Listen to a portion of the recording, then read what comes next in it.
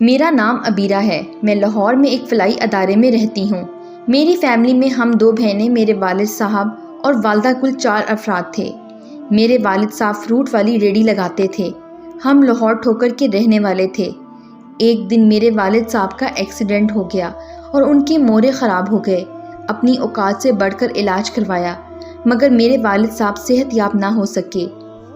والد صاحب کی جگہ ریڑھی اب میری والدہ لگانے لگی تھیں، مگر جتنا وہ کماتی اس سے دگنا والد صاحب کو لے جانے کے لیے فقط کرائے ڈاکٹر کی فیس پر خرچ ہو جاتا۔ ہم دونوں نے بھی لوگوں کے گھروں میں کام شروع کر دیا۔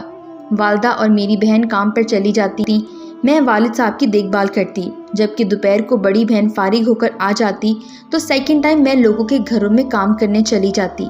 جیسے تیسے گزارا چل رہا تھا، مگر والد صاحب کا صحیح علاج نہیں ہو پا رہا تھا۔ کسی آدمی نے ایک پرائیویٹ ہسپتال سے آپریشن کروانے کا مشورہ دیا۔ ہم نے اس کی معلومات لیں، حساب لگوایا تو پتہ چلا کہ اگر ہمارا گھر بک جائے تو آپریشن ہو سکتا ہے۔ اگر گھر بکنے کے بعد ٹھیک ہو جاؤں تو بھی ایک نہ ایک دن مر ہی جاؤں گا۔ میں کم از کم یہ بوجھ دل پر لے کر نہیں مرنا چاہتا کہ میں نے بیٹیوں کے سر سے چھت چھین لی۔ والد صاحب کی بات سن کر میں سسکیاں لینے لگی، جبکہ میری بہن ہچکیوں کے ساتھ رونے لگی۔ گھر بیچنے والا ارادہ بدل گیا، مگر کچھ دن بعد میری بہن جس گھر میں کام کرتی تھی، اس گھر کے مالک نے میری بہن کی عزت پر حملہ کر دیا۔ میری بہن عزت بچا کر بھاگ نکلی اور اس شام ہمارے گھر مرگ کا سا سوگ تھا۔ جب میں شام کو لوگوں کے گھروں سے کام کر کے آئی تو والد صاحب سمیت سب کے آنسو بہہ رہے تھے۔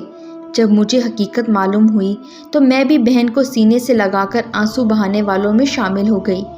اس رات گھر بیچ کر والد صاحب کا علاج کا رسک لینے کا اٹل فیصلہ ہوا۔ آخر کار ہم نے گھر بیچ کر ایک سرکاری عمارت جو عرصے دراز سے بند پڑی تھی میں پناہ لے لی۔ میری بہن اور امی ہسپتال انتظامیہ کے پاس گئیں، آپریشن کی فیس، دواؤں کا خرچہ ایڈوانس جمع کروا کر رسید لی اور آپریشن کی تاریخ لے کر آ گئیں۔ مقررہ تاریخ کو والد صاحب کو لے کر میں اور میری بہن اور ماں ہسپتال پہنچے۔ آپریشن ہوا مگر مکمل کامیابی نہ ہوئی۔ کچھ دن ہسپتال رہنے کے بعد والد صاحب کو لے کر ہم پھر اسی سرکاری عمارت میں آ گئے۔ یقین کریں، جس دن والد صاحب کو لے کر ہم گھر آئے، اس دن فقط ہمارے پاس اتنے ہی پیسے بچے تھے جن سے ہم نے والد صاحب کے لیے فروٹ خرید لیا اور ہم باقی سب لوگوں فاقے میں رہے۔ دوسرے دن میری بہن والد صاحب کے پاس رہی، میں اور میری والدہ کام ڈھونڈنے نکلے۔ ہمیں کام تو نہ ملا، مگر واپسی پر ایک ہوٹل کے قریب کچرے دان میں شاپرز میں پیک کھانا مل گیا۔ گھر آ کر میری ماں بہن نے بسم اللہ پڑھ کر کھانا کھایا، اللہ کا شکر ادا کیا۔ میں ابو کے پاس رات کو جاگتی رہی، جبکہ میری بہن اور ماں دوسرے کمرے میں سو گئیں۔ مگر پتہ نہیں رات کے کس پہر میری ماں کو کیا ہوا کہ ان کی جان نکل گئی۔ وہ اس دنیا کو الوداع کہہ کر گئیں۔ صبح اٹھ کر میری بہن نے مجھے سارے واقعے سے آگاہ کیا اور کہا، ابھی شور نہ کرنا، میں کہیں سے ماں کے کفن دفن اور قبر کی جگہ کے لیے پیسے لے کر آتی ہوں۔ میں بہتے آنسوؤں کے ساتھ بہن کی طرف دیکھ رہی تھی۔ میری بہن نے مجھے سینے سے لگایا اور کہا کہ اگر مجھے 2 دن بھی لگ جائیں تو 2 دن بھی انتظار کرنا، کسی کو ماں کا نہ بتانا، والد صاحب کو بھی نہیں۔ میں نے خاموشی سے بہن کی بات سنی اور دیکھتے دیکھتے میری بہن میری آنکھوں سے اوجھل ہو گئی۔ میں نے اپنے سگے باپ سے بھی ماں کی موت کی بات چھپائی۔ میری بہن نے مجھے جاتے وقت یہ بھی بتایا تھا کہ ماں مر کر بھی ماں ہی رہتی ہے۔ ماں کی لاش سے ڈرنا نہ، بلکہ یہی سمجھنا کہ ماں زندہ ہے، دوسرے کمرے میں موجود ہے، جیسے ہی آواز دو گی آ جائیں گی۔ یہی سمجھتے ہوئے چپ چاپ باپ کے پاس بیٹھی رہی۔ میں نے کسی بھی طرح والد صاحب کو ماں کے مرنے کا معلوم نہ ہونے دیا۔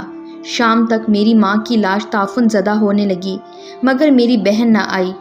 صبح فجر کی اذان ہو رہی تھی، میرے والد صاحب گہری نیند سو رہے تھے جب میری بہن آئی اور مجھے سینے سے لگا لیا۔ میں سسک اٹھی۔ نماز کے بعد ہم دونوں بہنوں نے والد صاحب کو بتایا۔ وہ مرد تھے۔ انہوں نے ہم سے کفن دفن کے پیسوں کا پوچھا تو میری بہن نے بتایا کہ 30,000 روپے ہیں میرے پاس۔ میرے والد نے ہم دونوں بہنوں کو امام مسجد کے گھر بھیجا۔ امام مسجد اور ان کی بیوی جب ہمارے گھر پہنچی تو میری ماں کی لاش سے اٹھنے والے تعفن نے ان کو ابکائیاں آنے لگیں۔ خیر، امام صاحب نے جنازہ پڑھانے کی حامی بھری، قبر کی جگہ لے کر دی اور امام صاحب کی بیوی نے میری بہن کے ساتھ جا کر کفن خریدا۔ امام صاحب کی بیوی نے کفن پر کچھ آیات لکھی اور کھڑے ہو کر ہمیں بتاتی رہیں کہ ایسے غسل دو۔ ہم دونوں بہنوں نے اپنی ماں کو ہاتھوں سے غسل دیا۔ مسجد میں اعلان کے بعد 8-9 آدمی آئے۔ قریبی قبرستان میں میری ماں کا جنازے کے بعد سپرد خاک کر آئے۔ جس دن میری ماں کو مرے تیسرا دن تھا، اس دن میری بہن گھر چھوڑ کر چلی گئی۔ میں نے لاکھ منتیں کی مگر اس نے کہا وہ مجبور ہے، اور جانے سے پہلے مجھے سینے سے لگاتے ہوئے فقط اتنا کہا کہ میری لاڈلی بہن، اللہ تجھے اپنی حفظ و ایمان میں رکھے۔ اگر والد صاحب کا انتقال ہو جائے تو والد صاحب کا کفن کمانے کے لیے درندوں کی اس دنیا میں نہ نکلنا، بلکہ ہو سکے تو گھسیٹ کر کسی چوراہے پر لاش رکھ دینا، کوئی خدا طرز دفنا دے گا۔ اتنی بات کرنے کے بعد میری بہن نے میرے کندھے سے لگ کر فقط 3 سسکیاں لی اور چلی گئی۔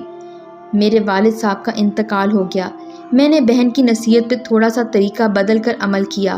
اس کے بعد یہاں رہنے آ گئی۔ یہاں میں نے سلائی کا کام سیکھا۔ سلائی سے جو پیسے کماتی ہوں ان کا کفن خرید کر رکھ لیتی ہوں۔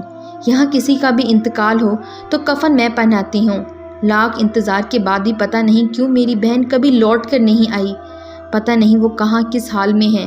وہ اس دنیا میں ہے جہاں میں رہ رہی ہوں، یا اس دنیا میں ہے جہاں میرے والدین رہ رہے ہیں۔ یہ دنیا بہت ظالم ہے۔